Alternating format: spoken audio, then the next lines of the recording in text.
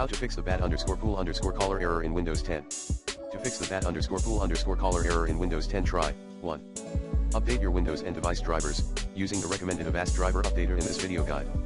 2.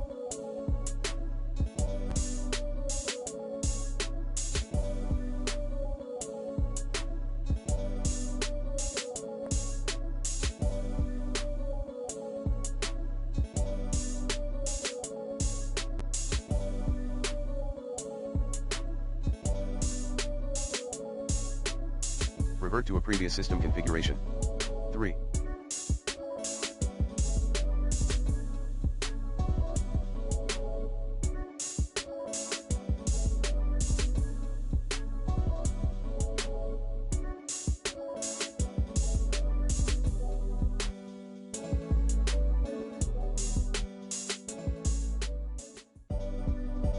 Run Windows Memory Diagnostic Utility.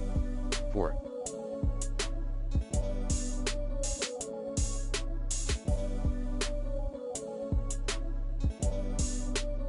Run the SFC utility as admin. 5.